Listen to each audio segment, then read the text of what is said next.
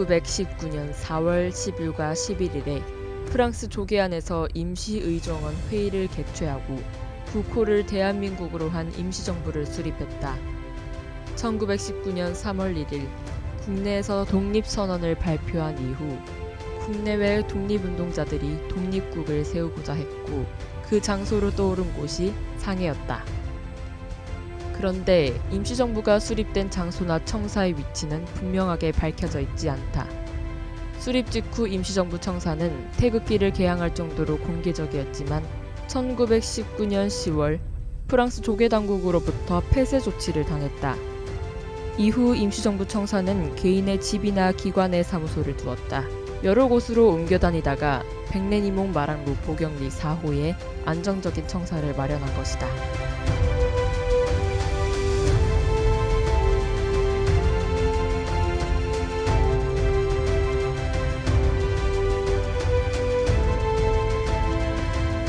현재 임시정부가 청사로 사용한 보경리 4호는 그대로 보존되어 있다.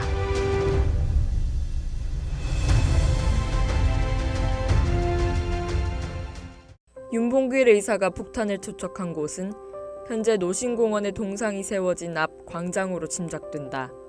공원 안에는 윤봉길 의거를 기념하여 윤봉길 의사의 호인 매정이란 이름의 2층 건물과 기념비를 세웠다. 1932년 1월 28일 상해 사변으로 상해를 점령한 일본군은 4월 29일 홍구공원에서 전승 축하식과 함께 일본 천황의 생일을 성대하게 거행하겠다는 소식을 듣고 윤봉길은 일본 국가가 합창될 때 기념식장을 향해 폭탄을 투척했다. 강보에 쌓인 두 아들에게 너희도 만일 피가 있고 뼈가 있다면 반드시 조선을 위하여 용감한 투사가 되어라.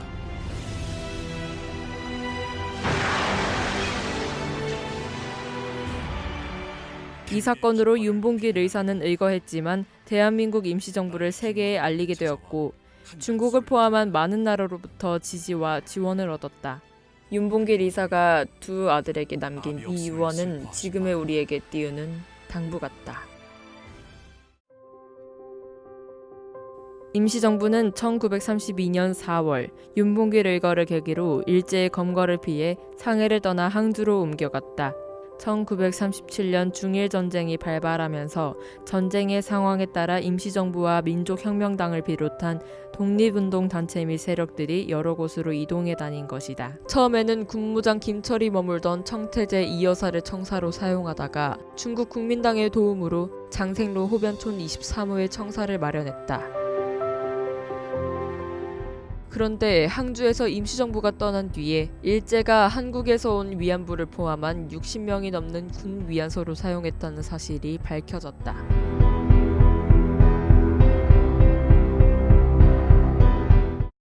오늘은 우리 땅 민족이 세계에 무장하라 방어를 정하는 그런 시기를 당해버립니다. 그런 이 세계 상민족하고 각 나라하고 우리하고의 절대한 관계가 맺어질 것입니다. 대한민국 만세! 만세! 대한민국 만세! 만세! 대한민국 만세! 만세! 1932년 4월 윤봉길 의사의 홍구공원 의거 직후 상해 프랑스 조계에서 활동하고 있던 임시정부 요인들은 가흥 남경등지로 피난했다. 김구는 상해를 떠나 가흥으로 피신했다. 중국 국민당의 진과부는 가흥의 저보성에게 김구를 보호하도록 하였고 저보성은 그의 수양 아들 진동손의 집에 김구의 피난처를 마련했다. 김구는 일제의 수색을 피해 이곳 비상고를 이용하여 1층으로 내려가 주해부의 배를 이용하여 호수로 피신했다고 한다. 입구에는 대한민국 김구 선생 항일시기 피난처라는 현판을 달아놓았다.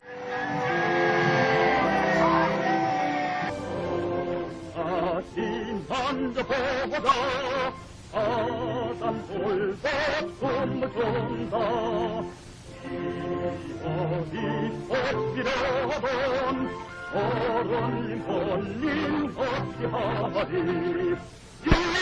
일마비 80년 소고원 시성민 사태리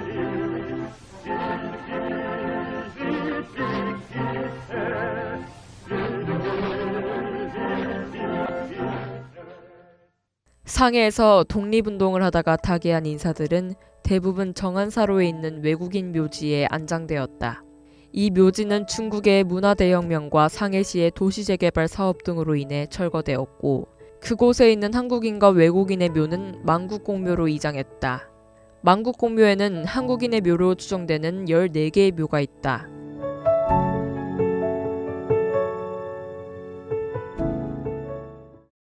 독립기념관과 국가보훈처 같은 공식적인 기관 이외에도 우리들도 위안부와 인체실험, 강제노동 등과 같은 일제가 저지른 끔찍한 만행과 독립운동가들이 우리나라의 독립을 위해서 몸과 마음을 바쳐 헌신했던 역사를 잊지 않아야 한다.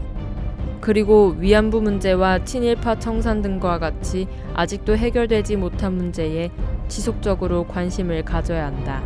그럼으로써 문제를 해결할 방법을 구색하고 끊임없이 시도해야 한다.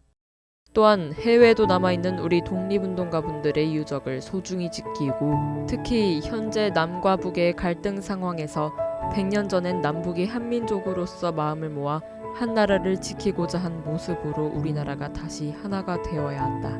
상해 임시정부를 포함한 독립운동가 분들과 유족들 그리고 역사를 기억하는 뜻깊은 시간이 되길 바란다.